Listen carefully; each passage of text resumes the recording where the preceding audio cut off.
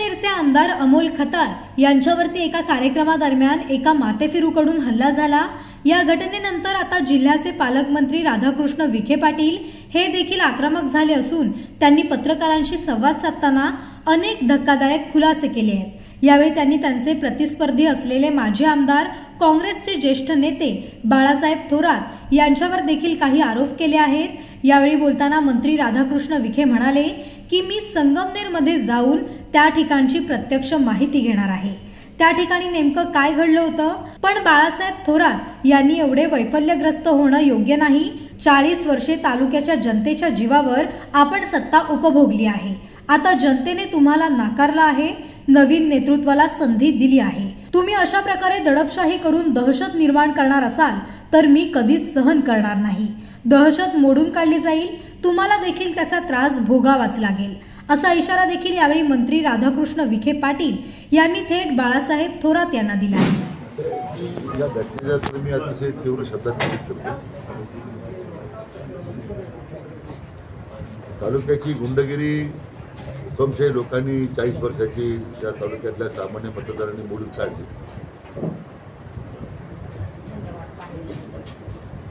आणि लोकशाहीचं नवं राज्य तालुक्यात स्थापन झालं। परंतु काही लोकांना अजून तो पराभव पचनी पडत नाही। मला त्यांना आवाहन करायचं आहे की जनतेने दिलेला कौल आपण स्वीकारला पाहिजे। जे आपले नवीन आमदार तालुक्याच्या जनतेने निवडून दिलेले आहेत त्यांना त्यांचं काम करू दिलं पाहिजे आणि अशा गुंडागिरी जर कोणी भ्याड हल्ला करत असेल आमच्या आमदारांवर मात्र त्यांच्या संदर्भामध्ये आम्ही कठोर कारवाई केल्याशिवाय राहणार नाही, ते मला आपल्या निमित्तानं त्यांना सांगायचं। सर, आमदारांना हल्लं होतं, यातून काही या जिल्ह्याचे पालकमंत्री आहात, राज्याचे मंत्री आहात, काही संरक्षण देणार आहात? नाही, त्यांना संरक्षण देण्यासंदर्भात सूचना दिलेल्या आहेत। संरक्षण मिळेल, त्यांना पोलीस संरक्षण मिळेल, त्या तालुक्यातील स्वाभिमानी कार्यकर्त्यांचं संरक्षण त्यांना आहे। तर मला त्याच्यामध्ये कुठली भीती वाटत नाही, मला कुठल्या प्रकारची त्याच्यामध्ये अडचण वाटत नाही। आमचे आमदार अमोल खताळ यांचं संरक्षण करण्यासाठी आम्ही सक्षम आहोत। परंतु गुंडगिरीचं जे राज्य पुन्हा प्रस्थापित करण्याचा जो प्रयत्न होतो तो मात्र आम्ही मुळासकट आता उघडून टाकू, ते मला आपल्याला सांगायचं। या तालुक्यामध्ये आपण सातत्याने येऊन या तालुक्यामध्ये वाटोळं करत आहे असा आपल्याकडे आरोप होतोय, काय वाटतं?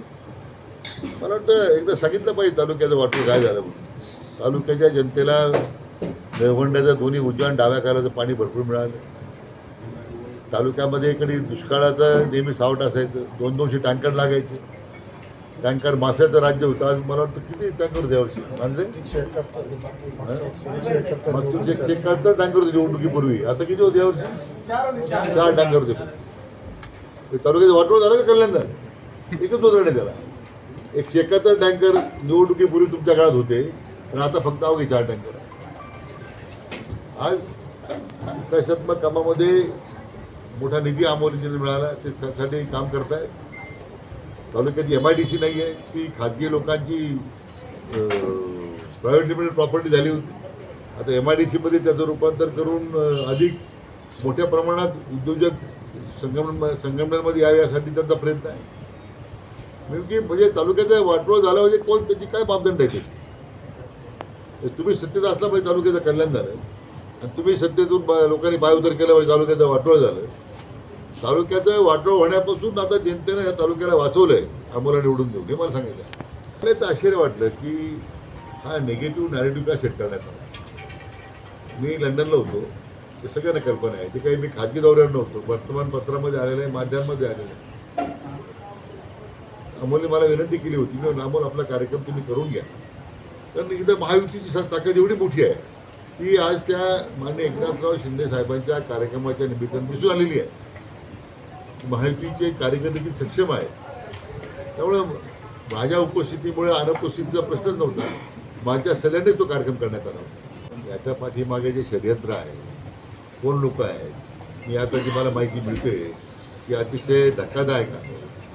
त्याच्या या षडयंत्रामागे कोण कोण सामील आहेत, त्याचे सूत्रधार कोण आहे, याची सगळी आता चौकशी होईल।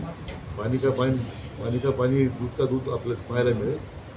विनाकारण आमदारांना बदनाम करण्याचा काही प्रयत्न होतोय, त्यांच्यावर सुद्धा आता कारवाई ओके विधान परिषदेत. हो नाही, ते आता भारतीय जनता पक्षाचे सहयोगी सदस्य आहेतच ना. त्याच्यामध्ये त्यांना सहयोगी सदस्य म्हणून स्वतःला मानतात. माझी अपेक्षा आहे त्यांच्याकडून की त्यांनी आता मला वाटतं महायुतीच्या जो कार्यक्रम आहे तर महायुतीचं काम सुरू केलं पाहिजे. आता त्याचं भान जर त्यांनी ठेवलं नाही तर मात्र मग आम्हाला वेगळं चक्र